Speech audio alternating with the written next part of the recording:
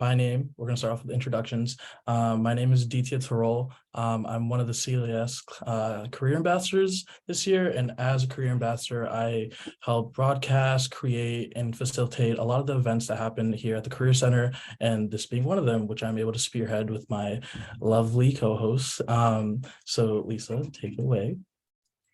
Hi, everyone. My name is Lisa Famularo, and I am an assistant director in the Center for Career Development. Here in the office, I have two focus areas. One is working with students in the physical life and behavioral sciences, which does include a lot of pre-health students, which is why I'm really excited about this event today. And the other is focusing on our department's equity and inclusion initiatives, which is another passion area of mine. So I'm excited to hear from our panelists today. And I will turn it over to Beth. Thanks, Lisa. Hi, everyone. My name is Beth Secchi. I'm one of the associate directors here at the Career Center, and I have three areas of focus. One, it has to do with internships and co-ops.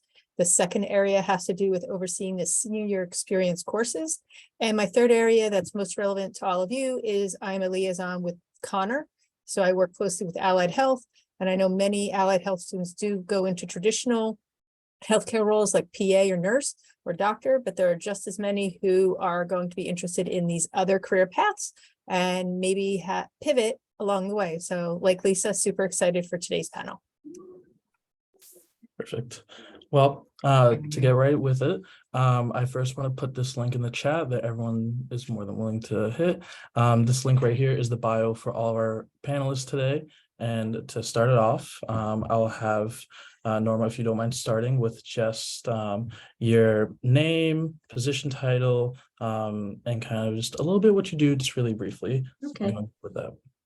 Great. No, thank you, Aditi. I appreciate the introductions, and good evening or good afternoon, everyone. Thanks to you, Lisa, Beth, for having us here today.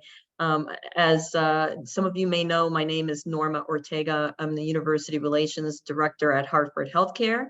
In addition to my bio, I was recently hired in January of 2023, and the means of my existence is to kind of support, build, drive really recruitment strategies to kind of strengthen our workforce for the future. I deep in my heart, I'm a relationship manager and program manager, but this would not have been just by my means and getting a chance to strengthen the workforce. I partner with like UConn and other institutions as well, collaborating with some of our internal partners that you'll hear from Keon today to really kind of create and enhance programs that align with our business needs here at Hartford Healthcare. So thank you.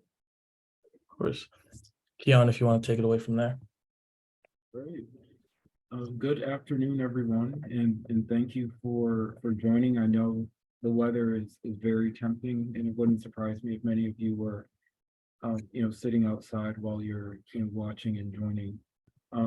But again, my name is Keon Callender. I graduated from the University of Connecticut in 2016 with a Bachelor's of Science in Healthcare Management from the School of Business. Currently work at Hartford Healthcare as the Director of Strategic Planning, and we'll certainly be able to talk about that in detail, but at the very kind of core of my work is really supporting both the strategic vision of Hartford Healthcare as well as components of our day-to-day operations. Perfect. Thank you for that. Christina. Yes. Hi. Thanks for having me. Thank you for coming. I right now am a research associate with a startup company called Marvel Biome. We're based in Woburn, Massachusetts, just a little north of Boston. I graduated UConn in 2020, so pandemic time. My primary role here is I work mostly as a microbiologist. I work with bacteria. We do research right now for metabolic diseases, ALS, and Alzheimer's, and other neurodegenerative diseases as well. The day-to-day is a lot of just bench work. This is like the other side of healthcare for me. I see this as just like the background to healthcare, not really patient-based, but you are working to help people in the future. But yeah, that's my day-to-day. Jennifer. Hi, everyone. Thank you so much for having me here today. So my name is Jennifer. I use she, they pronouns, and I am a community organizer, writer, and scholar activist for health equity based in Connecticut and Chicago areas. I graduated from UConn in 2020 with 2 degrees, one in allied health sciences and the other in sociology. And currently I am about to attend a doctoral program in the fall at Duke, studying occupational therapy and sciences, and then also having a focus on health equity and health policy. And I also am currently on the board of directors at an organization called Results and Results Educational Fund. And basically I do a lot of work with DEI work and anti-oppression in health policy. The organization is focused on anti-poverty and the alleviation of poverty through policy change. Another thing I'm working on, I'm starting a nonprofit with some other UConn alums called Supporting Pan-Asian Owned Resources Collective. So we're in the process of getting nonprofit status, and our goals here are really to amplify. We kind of came around with this rising awareness of anti-Asian sentiment across the country over these past few years, particularly in regards to COVID. So we're really focused on kind of addressing and supporting Asian-owned business owners in Connecticut through data and storytelling. So those are some things that I've been up to. Really excited to be here today and hopefully get to chat with some of you a bit more. Perfect. Thank you all for that. To preface this at the beginning, if any of the students in the audience do have any questions at any time, feel free to put them in the chat and we can ask them right away for you. Or if you'd like them to be anonymous, you can message me personally and I will say them for you guys. But I guess just to get right started into it, I guess the first question I have was, what was the application process like for your respective positions? If Kian, Christina, and Jennifer, if you'd like to go for that. I can start. So I think the main thing is, what I can say is get on LinkedIn. The way that I found my job was I was reached out to by someone on LinkedIn through my search, and they kind of just proposed this job to me. And yes, I was like going through the applications. I was applying to maybe 15 or 20 jobs at a time, trying to get some feedback. I think a word of advice would be to not be discouraged when you're not hearing back from certain people right away. I just feel like a lot of companies don't really respond in a timely manner. Definitely follow up though. I think that just shows a lot of drive, but being able to network and use those connections is definitely one of the best things that you can do, simply because the application process in itself is not very easy. It's not very kind. But a lot of it is basically asking what you feel comfortable doing, especially in a lab setting. For me, it was a lot of, what are your skills? What is your background? Be sure to really amplify all of the things that you're doing in undergrad. It's really important, and it does come to play in your interview process. Yeah, I think definitely adding on to that, I definitely utilize LinkedIn a lot, especially since I think you're also, Christina, a class of 2020 graduate. So we graduated right in the middle of the pandemic. So I definitely, I think maximizing your connections is definitely something I would recommend. I personally got into the board of directors at this nonprofit Results and Results Educational Fund.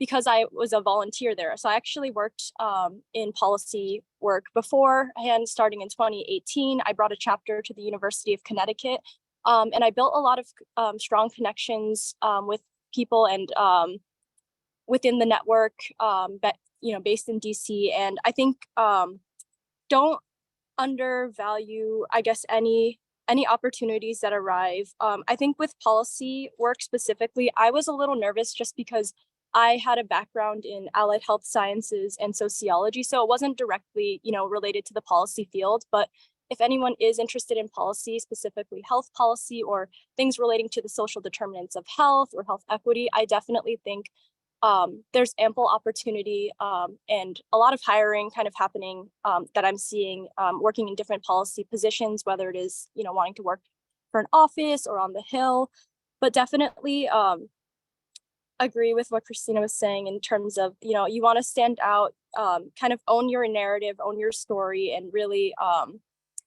maximize those connections that you're making, and don't be afraid to reach out again, and don't be discouraged. I had so many no's before I got like a single yes. So no's will happen, but I believe that things will work out. And if you're persistent, I know some opportunities will open up for you. Yeah, so for me, my last few roles have been, within the same organization, but just recalling my first role at Harvard Healthcare, it was through a connection. So I interned at Harvard Healthcare and came back as a full-time colleague. So in that, it was really driven because I kind of put my best foot forward, made great connections with various individuals and continued those connections. So I think what's really important is, as students, leverage your student card, meaning don't wait for folks to reach out to you, be proactive and reach out to different individuals. Maybe someone's at your dream organization or in your dream role. Shoot them a LinkedIn message. I get messages all the time from students near and far who just want 15-30 minutes. And you just never know where that conversation can go. If you reach out and say, I just want to learn about your journey or learn a little bit more about your role, chances are that individual is going to say yes. So in addition to leveraging your current network, be proactive about expanding your network to find that opportunity.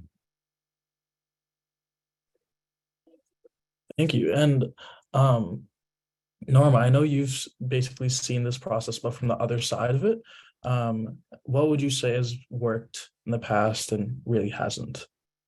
So I'll get there to answering the question. So, as students, first you're really paying for your education, your tuition costs, right? There's fees that you have the opportunity to really collaborate with your career center. I've been friends with the University of Connecticut for almost, I would say, a decade and a half now. Especially at UConn, I've partnered with them. They have wonderful resources to kind of hosting student development sessions such as these. And when you're in a position that you get a chance to meet an employer, take advantage of every moment. We were talking a little bit earlier about LinkedIn, and you may hear the employers talk about the process.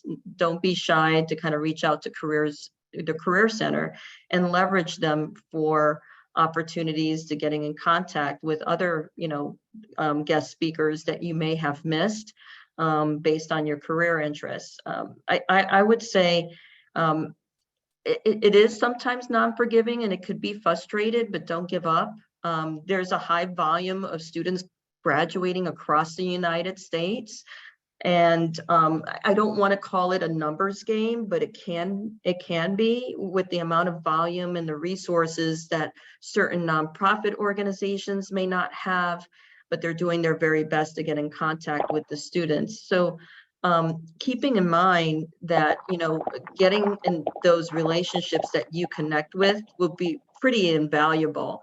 And don't lose sight that if you did make in contact with an individual, not to go and circle back with them, a week later if you haven't heard anything. So I really open to talking with students. I'm probably the most unique recruiter / director that you'll find. I'm a very talkative person. I like to get to know people, but a lot of times it's about the volume that a recruiter is kind of faced with. And let me give you some numbers in my former life. I worked for a very large insurance company in Hartford. And let's say we're recruiting for 400 interns and 200 full-time employees. The amount of candidates that came through on those requisitions was close to 10,000. And so it does take a village to kind of get through, and usually most companies will get involved with getting an opportunity to meet you virtually or in person. Take advantage and go after the event and thank them and say, do you mind if I could link in with you or have your contact information so that you could actually stay in contact.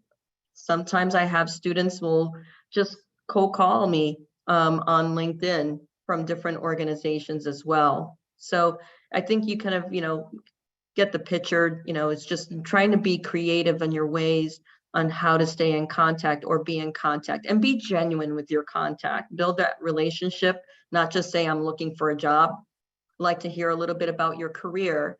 How did you get started? Would you know of anyone that I could talk to in the organization, a little bit about my background? I always tell students, be the CEO of yourself and think of creative ways of how you can navigate in the space of recruiting. Perfect. Thank you so much. So going into my next question for Christina and Jennifer, and I guess since you guys graduated right around COVID, how did you get your interest for the field that you're pursuing now?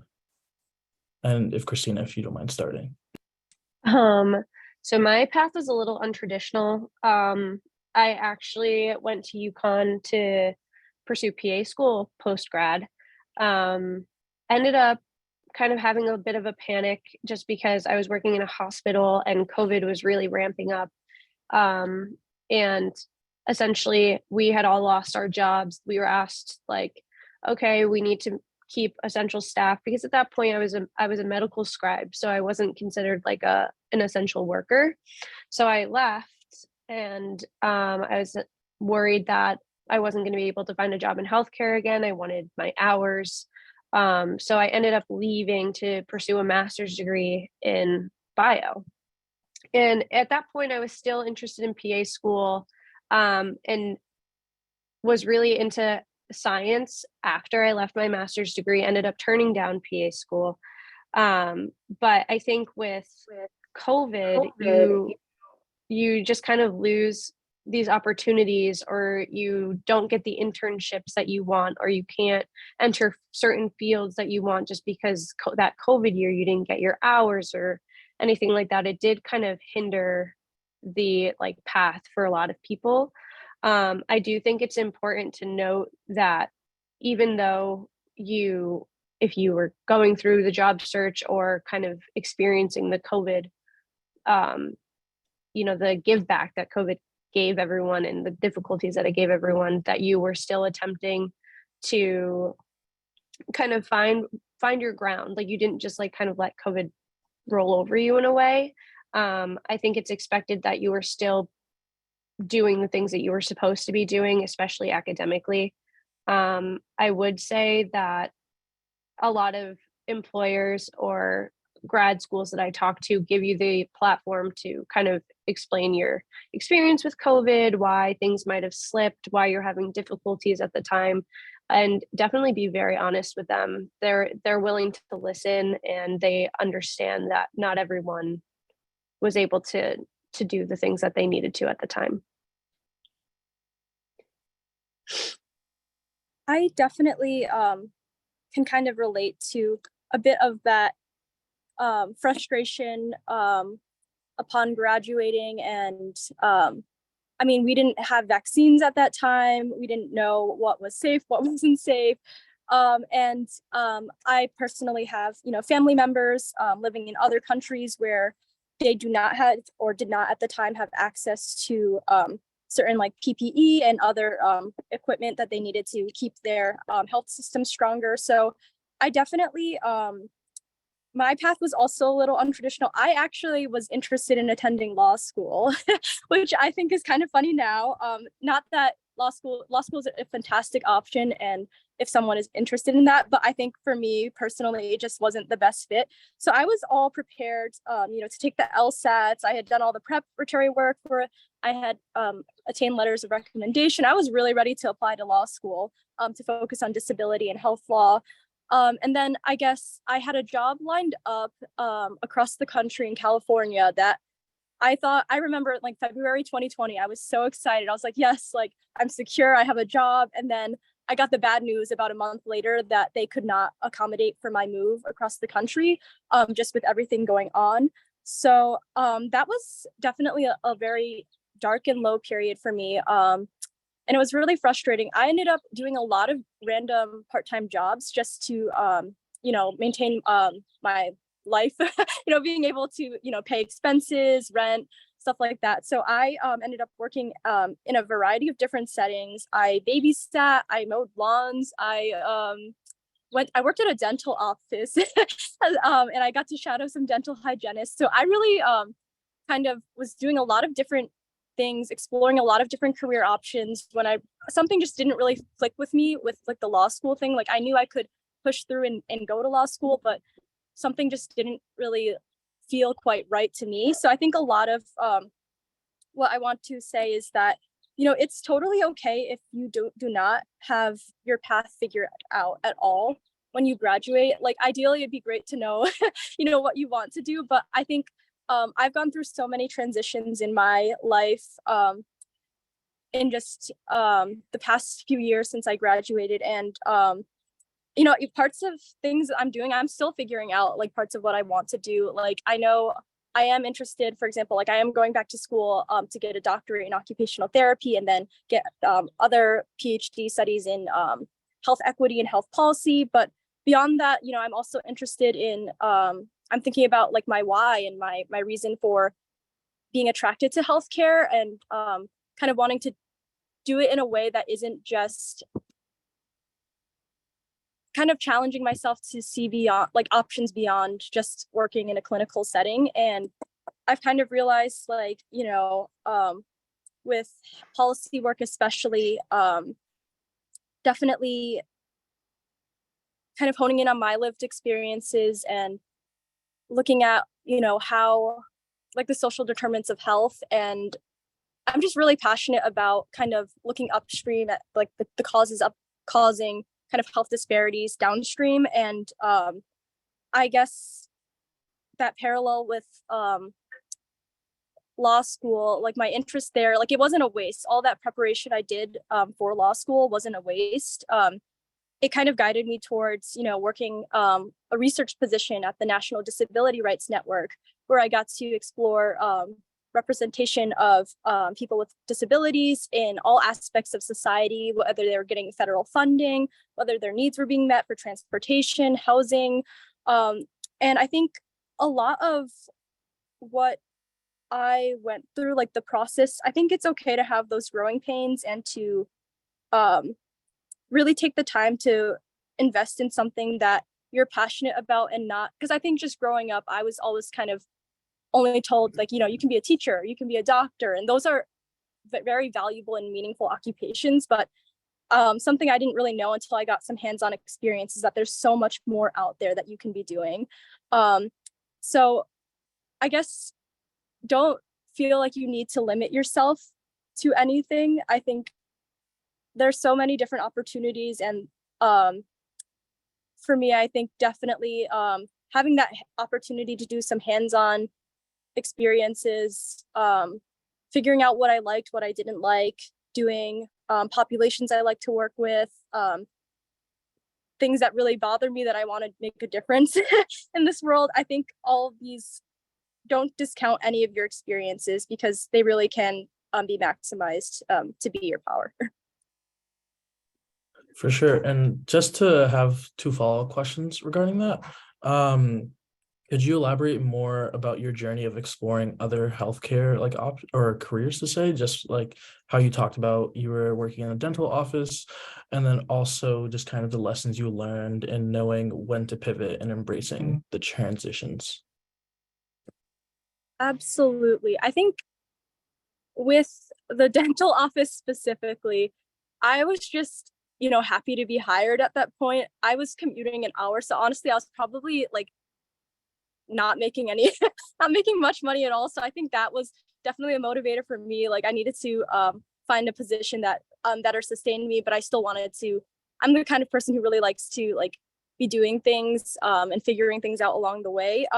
So for me, I kind of, what I found most useful, especially if you feel confused about like where you want to go, is definitely having informational interviews. And I think Norma, I think you said something earlier about having like a 15-minute call where you genuinely like, just connect with someone and actually get to build a meaningful connection with them and get to know them and their interests and why they entered the field. So I definitely think I did a lot of that kind of networking through all my various like positions. Like as a babysitter, like I found out, yeah, I really like working with kids, but do I want to work with a whole classroom of kids? Like maybe, maybe that's not a fit for me. With the dental hygiene position, I kind of figured out pretty early on that I was not super interested with what was happening with oral health care. And I really, I liked that the practice I was working at, they had a focus on working with children with disabilities. And that was what really like got me excited about the position. I kind of paid attention. I would kind of take notes and journal about like my experiences throughout various positions that I worked. And I realized I really liked being able to, comfort children and kind of talk them through the dental procedure in advance versus actually like going in the mouth. So I kind of figured out like, this is more of my niche, like kind of working with children with disabilities and like their fear for, getting dental procedures done and having that compassion for other people in that regard. So I think I took a lot away from that position, even though it wasn't something that I really enjoyed at the time. But I think definitely it all comes down to like really making the most of your situation, asking questions, and really like I still stay connected with the people I worked with at the dental office to this day. And I think working at like a senior retirement community as well kind of made me realize I really appreciate like celebrating what people can do in occupational balance, occupational justice. So I think really just, I don't know if like people are comfortable, but I would definitely say like journaling has been a big part of kind of me finding my own path and figuring out what fits me the best. And I don't think you'll regret like making those connections with people in the field. Yeah, thank you for that. And then going on to this next question, what skills or abilities would you say for yourself have been successful to others to incorporate or begin for employers? If Keon and Norma if you'd like to talk about that. Keon, if you'd like to start. Sure. So, I mean, there are certainly many skills that I think are needed. The first that comes to mind is communication, and in all forms of its definition. So, in terms of how you're taking in information, how you're delivering information, how you're keeping others around you informed and up to date. So it's easy to kind of go about your kind of daily activities without necessarily thinking about the need to update others or get information back to make appropriate decisions. And ultimately that can lead to some unfortunate outcomes, especially thinking about healthcare. Like we are dealing with in a health system patients and livelihoods on a daily basis. So communication for us is paramount to what we do from a quality and safety standpoint, but also from just a general kind of leadership direction as well. So just having great communication skills, being able to ask questions as well. The second I would say is not necessarily a hard skill, but just having curiosity and humility. Coming out of undergrad, and I was there a few years back. It's just you just want to make that change, make that impact, and take on some of the challenges that you may have, faced yourself or read about or heard about. But at the same time, it's important to take a step back to really understand, what's the current state in your organization or for you in your role, before you kind of, jump ahead to, what I would consider at sometimes impulsive decisions. So, just being curious, rather than, and it's actually one of our leadership behaviors at Harvard Healthcare, to be curious versus judgmental. And it's something that, everyone in our organization, has to practice. It's so easy to, rush to judgment, but by taking a step back, it not only benefits an organization, but it will benefit, you and your careers. And thanks, Keon. Those were kind of my favorites. And just to kind of elaborate on the communication, it's like, how are you regurgitating the information that you've heard, to making sure that you understood before you walk away and work on that assignment? That's going to be very critical. I would say there have been times where, starting in healthcare, I don't have a healthcare background. If some of you look at my LinkedIn profile, I've done a variety of positions, but I don't have a competitive edge. And that could, kind of play with imposter syndrome, saying, am I really cut out for this? So if you shake that off and you kind of just put yourself out there just to ask a question, and, Hartford Healthcare and healthcare industry is huge on acronyms, huge on abbreviations. And I'm at the Nurse Professional Development leadership group, and I, had to raise my hand every so often and say, you know what, I just started about less than 90 days ago. What does that acronym mean? And so kind of just set the stage, to putting myself out there, not feeling vulnerable, but getting the opportunity to be courageous, to asking those questions. I think that's so important, and please don't look at this as like I'm picking on anyone in this group, because I can't see your video. But how do you stand out, and how do you get an opportunity? It's not showing up your fellow peers. It's getting the opportunity of asking the questions. As much as we love Aditi, who's asking and facilitating the questions, we'd love to hear from you on, what are some thought-provoking things, because this is your career, that you're actually working with. The other thing that I had thought about is listening, kind of ensuring, that your level of excitement for the healthcare industry, your passion, and this has happened to me a few times where my passion overtakes me, and sometimes I interject in the middle of a conversation.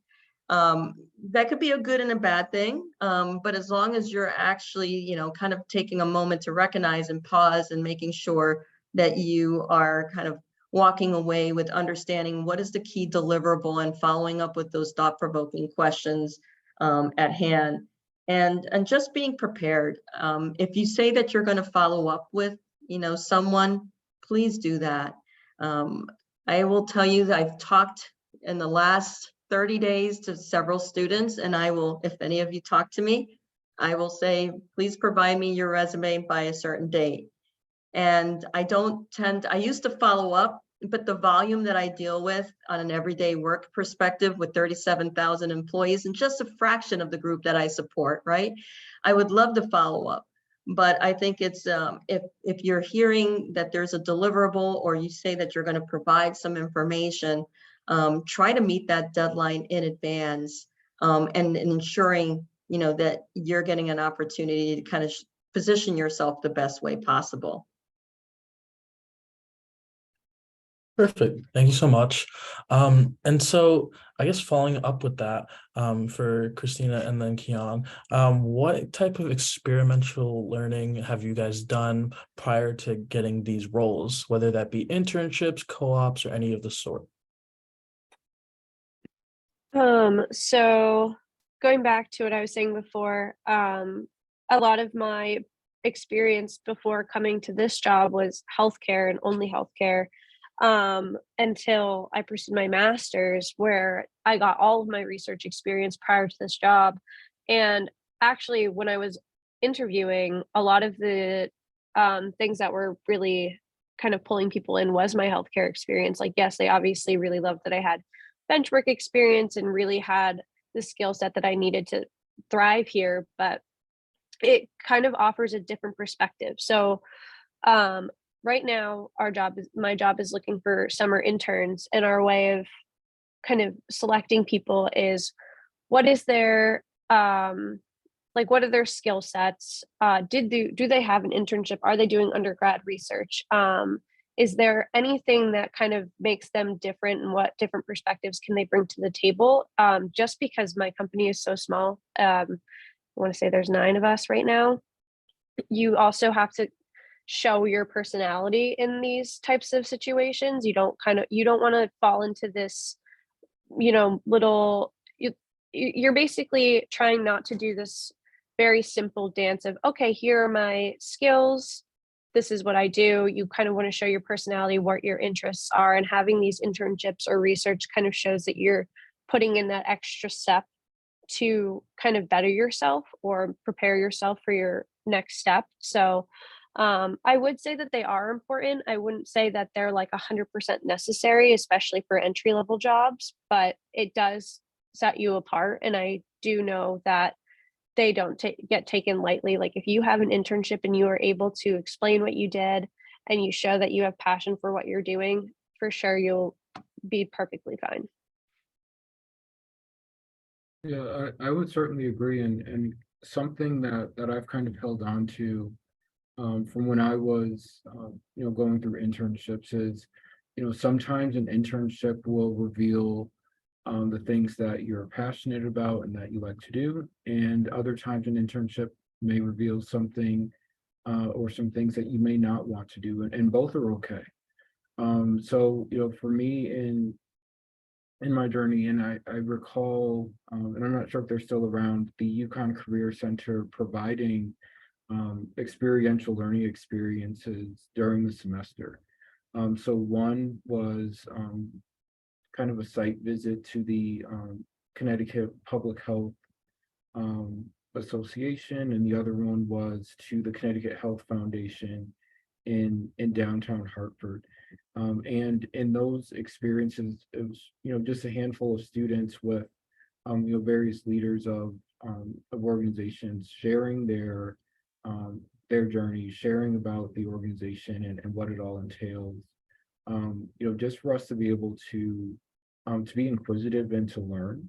And I found those experiences to be tremendously beneficial to understanding, to better understanding healthcare, because the healthcare ecosystem is so very vast.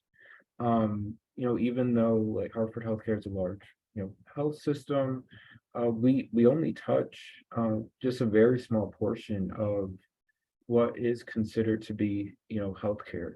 Um, just a quick fact, almost a quarter of the nation's GDP is tied to healthcare in some way, shape, or form. So there's a lot of opportunity. There's an abundance of opportunity, and in the internships that I took on during my undergraduate years, they were very, very much varied. So one of my internships was at a health system headquarters out in Michigan, and I was part of the Treasury Department looking at the investments of a health system. And it's not a role a lot of people would kind of associate with healthcare. There was another role that I took on at the National Institutes of Health, thinking about knowledge transfer in the area of research and life sciences. So sharing all this to say, healthcare is multifaceted, and the internships that you pursue kind of gives you a glimpse into that.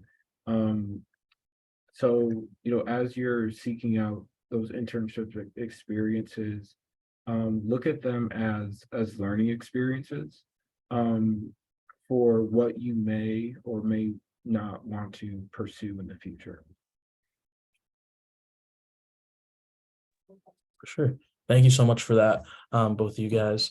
And so now, giving you all a chance to enter this one, what would you say is a typical week in your life, in your positions currently? And Norma, if you'd like to start. Sure. So I developed a 30 and a 16 and 90-day plan. That may not be what interns or, recent college grads getting out. But the first 30 days, it was really hard because I was talking about this earlier, is just getting the opportunity to listen and not react and think about a solution to tackle the issues or tackle the opportunities, a way to improve it while you're actually starting. So a typical day, like for me, is really building relationships, asking, thought-provoking questions, making sure that I understand what the mission or vision is that I need to execute or help build upon. And then usually at the 60-day mark, I'm kind of assessing, what does that mean? What is that opportunity for me and how I'm going to impact other people, our students, my business partners like Keon, and others, where I can make an impactful difference. So I'm kind of putting that together so I could execute on those 90 days. For me, my role is really building on strategies. I'm building platforms and programs. For my existing team, I have 5 more team members that are going to start on May 8th. I'm really excited about that. And some of them are from UConn or graduated from UConn, and they'll have an opportunity to help me kind of execute on that vision. So I'm really super excited, because as much as I like to be an individual contributor, I really work well with team members. So I hope that answers a little bit of the questions on from a talent acquisition, university relations side. Christina, if you'd like to go next. So the only thing that I can say is, sorry, can you repeat the question for me really quick? Yeah, of course. Basically, just what a week in your life in your position looks like. Oh, so basically it's different from day to day, because again, I'm in a startup, so it's a lot of wearing different hats. So for example, I work primarily with bacteria, but and I was hired specifically to work with bacteria, but because we have mouse models and things like that, I was also trained on the job to work with mice and like mammalian like cells and things like that. So day to day can be very hectic, especially if someone goes on vacation, or someone's out sick, or multiple people are out, just because once one person's gone, you kind of feel it here. But the day to day is really, it's really nice. It's just a lot of bench work. You kind of have to get used to that, and there is a lot of computer things. You have to have some good skills with Excel and things like that, but it's mostly just trying to complete your tasks in whatever time frame that you need, and keeping on top of your experiments, being able to offer help to others who have pretty demanding experiments. Especially we have some older people in the lab. One of our lab managers actually has carpal tunnel, so she can't pipette properly. So some of us have to step into her experiments. So day to day, you can't really predict what's going to happen next, or like what you're going to be doing next, because you can be pulled on to anything at any point. Yeah, and then Keon, then Jennifer. Yeah, so I mean, I can certainly relate to Christina. I think if I were to plan my week out, nothing would go to plan. I work on a team that typically has a lot of ad hoc requests, urgent requests on what seems like a daily basis. In addition to, I guess, what our normal kind of routine work would consist of. So I support an institute's annual budgeting process, support the business planning of the organization, as well as doing a lot of data analysis and reporting. So looking at data and information internal to the organization, but also greater kind of market assessment or industry assessment, I should say, of information, of trends, and translating that information for consumption of our executive leadership team and other decision makers. I do a lot of partnerships with our clinical teams as well. Our physicians, our advanced practitioners, and also support business operations in terms of their reporting. So as they're making what we call kind of like on the ground decisions in terms of patient throughput, optimization, I'm supporting their decision making with information and reporting. So it's a very broad role. So no day is the same, no week is the same. But just continuing to support what's kind of our core mission and vision at Harvard Healthcare. Yeah, I think I can definitely relate to what Kian and Christina both shared, in that every day is a little bit different for me as well. Typically, I would say it really depends on, I guess, the priorities. So I do a lot of like lobbying work with federal legislators. So a lot of our schedule kind of has to align around the availability and the deadlines that we have to meet for these people on these different government agencies. So definitely my days, I usually have like constituent calls. So people in the area in Connecticut and Oregon and, many of the states that I work on with the portfolios. So I'll have constituent calls where I'll talk with people with lived experiences with poverty and kind of helping to connect them with resources local to them in their state, but also providing them with resources for advocacy training.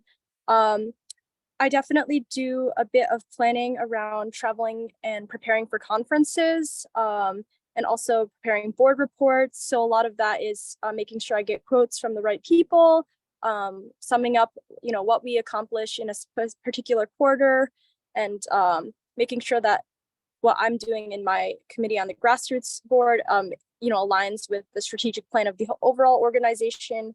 I also hop on a lot of coalition building calls, so a lot of multi-stakeholder engagement, and then organize a lot of grassroots actions. So that could look like organizing letter writing campaigns, policy education events, creating space for Black, Indigenous, people of color through affinity groups.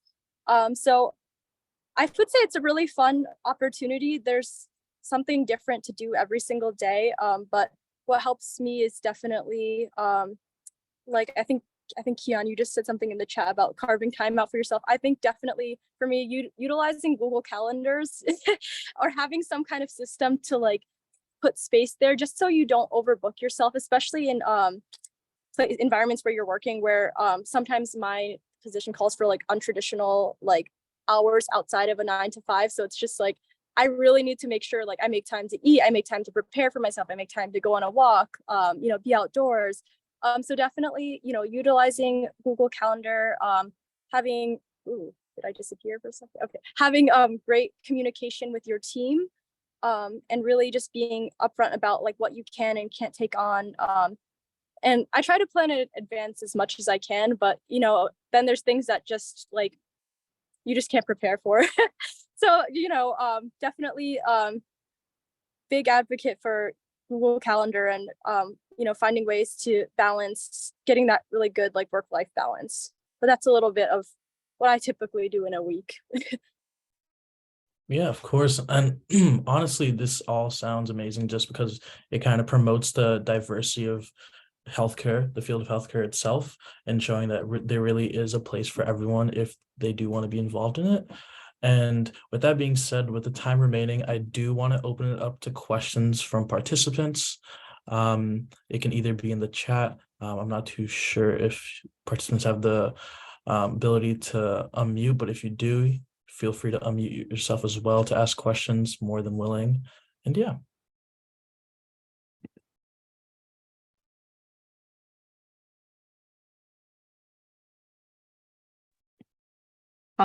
Hello, I'm Claudia. Can you see me or hear me? Yeah, you're good. So, okay, perfect. So just a little about me. I'm a graduating senior, HDFS Human Development and Family Sciences major on the pre-med track. And I just want to know, particularly for Christina, I would just like, can you just elaborate on your medical scribing experience, just because that's just something I'm interested in doing in the summertime. Yeah, of course. So I went through Scribe America. I was scribing at St. Francis Hospital. It's maybe like 35 minutes away from UConn. So if you have a car, it's really accessible. I think the environment there is great. I loved the doctors.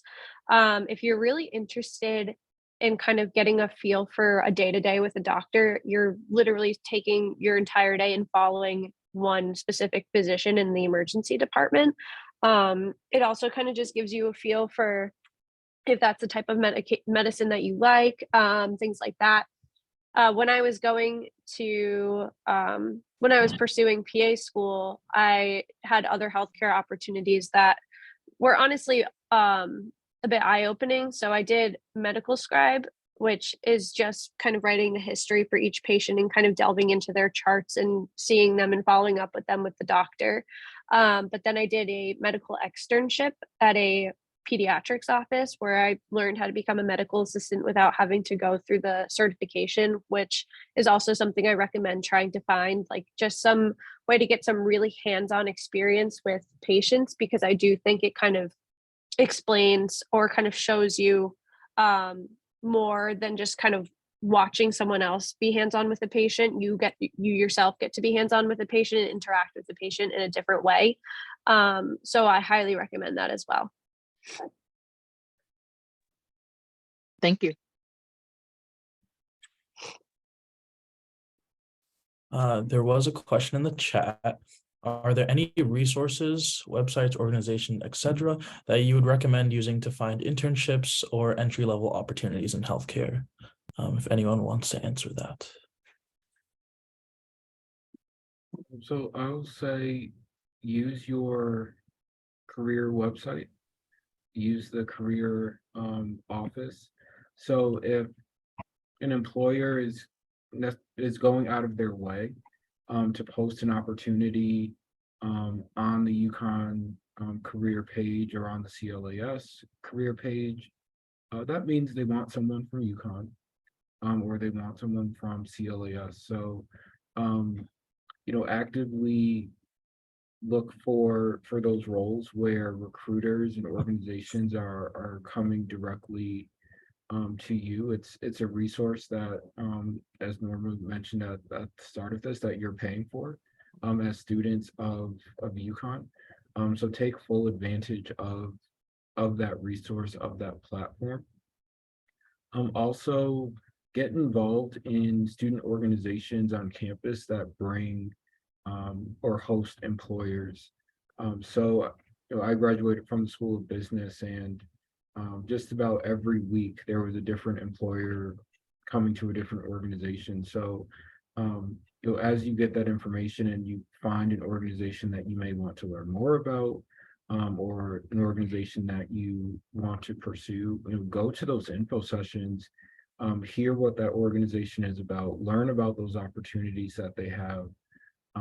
And you can do all of this without leaving campus. Everyone's coming to you. Go to the annual career fair, where you have dozens of organizations who come to campus, and they're there and willing to talk with you, to answer your questions. Use all of those resources. And the final thing I'll share, and I'm not sure if UConn is still kind of participating in this, but at least at the tail end of my experience, we had access to Handshake on the career website, and personally, I never applied, but I logged in to see the opportunities that were available, and there were thousands of opportunities available that kind of fit my background in terms of skill set, major, etc. So go out onto those career pages. We've already talked about LinkedIn. There's also Indeed as well, depending on the types of roles that you're looking for. Yeah, I think just adding on to what you were saying, like definitely make use of being connected to UConn. As an alum, I am involved with the Alumni Association, the Asian American Alumni Association. And I know in these like communities, we try to share a bit more about like opportunities that are hiring, either related to the ANHPI community or according to various interests. So I think it's great to like, students today, Huskies forever, keep coming to these events, keep putting yourself out there. And I think when you go to these events, it's definitely helpful, especially if you know in advance, like that you'll be attending. If, for example, if you're going to a career fair, I would definitely, print out a resume. Maybe you could work with the someone from the Career Development Center to workshop it and get it ready for, networking. You can also, cater it to the industries that you're interested in exploring. And also something that I've been working on a bit more and more lately, still working on it, is coming up with an elevator pitch for yourself. Just kind of share, in a 30 seconds, like a little bit about you and what you're interested in and what you want to learn more. And always find a way for people, provide a way for potential employers for them to connect with you. And another thing I would suggest doing, and I have a lot of these, but I would really look out opportunities for mentorship. I think it's really good to have, I'm a firm believer of it takes a village, and I really think it's great to have mentors across all areas of life. And especially with regards to like career building, if there's someone that you really look up to or that you feel like you have a strong connection with, or that you, or maybe you want to be a mentor to that someone, maybe you really can provide them that expertise. I definitely recommend reaching out and seeing if they'd be willing to help, coach you and maybe even guide you through this early career process. But yeah, I've utilized plenty of mentors to help me get to where I am today. And definitely think that's a big part of why I'm able to do what I'm doing. Yeah, of course, and especially here at the CCD, we do offer a lot of these services, whether it be career coaching appointments, practice interviews, and resume critiques. And we do also have our own program called the Husky Mentor Network, where you could be matched with a mentor. So exactly, you can have someone there to practically guide you and be there for you and kind of answer all the questions you may really need in that sense. And then going on into our next question, what was the biggest adjustment you had to make as you started your first position, and what did your how did your academics help prepare you for that role?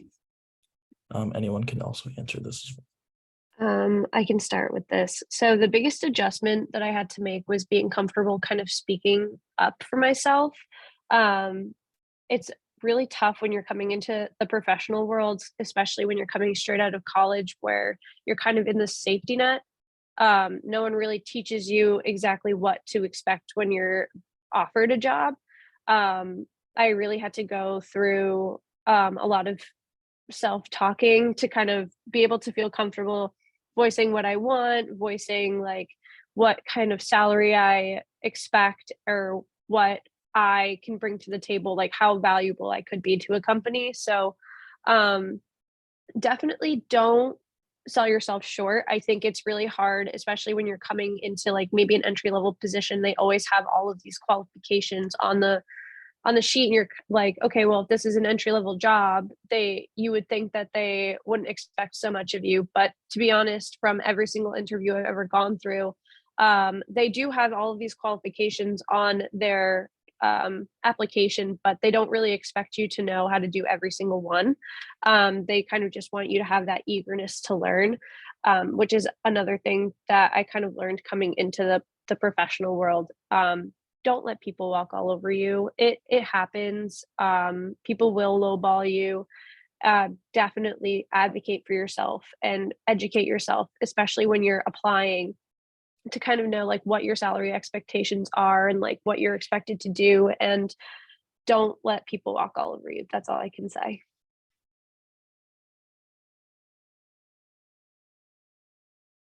I would just add another adjustment is, I guess the new time horizon, and by that I mean as undergraduates, as students, you kind of live your life in semesters or in periods of time. So like I can't wait until the end of this semester or to after this exam. When you go into the workplace, like there's no like after. It's a continuous thing. And just adjusting to that. For some people it's easier said than done. But that was something that I needed to adjust to, because I went straight through from undergrad to grad school, then to work. So kind of a continuous loop of, semester, then break, then semester. And like, yes, when you work, you could definitely take off time and take a break and all of that, but it's not as pronounced as it is in school. The other thing, and it's probably, I guess, counterintuitive, but when you're in school, there's always this striving for getting an A on a paper, an A in a presentation, or really the highest grade that you can. And the adjustment for me in the workforce was understanding what was good enough and what were some of the things where I needed to put in the extra effort to do. Because it's easy to kind of go in this mindset of I just need to do everything perfectly, or everything with the best effort, and that's time consuming, it's draining, and it does take time to kind of perfect that skill of what are some of the things where I can just do it and it's good enough, and what are some of those things where I need to focus my energy or put in some extra time. So for me, that was also an adjustment.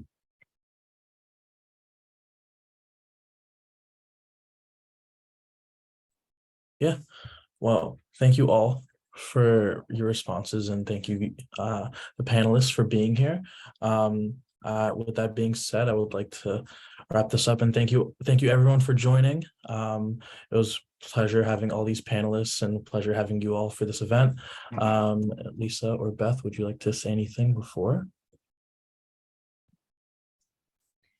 I just want to echo the thanks and say that I think the information shared was all very helpful and very relevant, especially for the students in the audience who are seeking, whether they're seeking experiential learning opportunities or that first step post-graduation. I think you all touched on really good advice for like both of those populations. So thank you so much for being here. And Beth, feel free to jump in. Echoing all the sentiment above, really appreciate your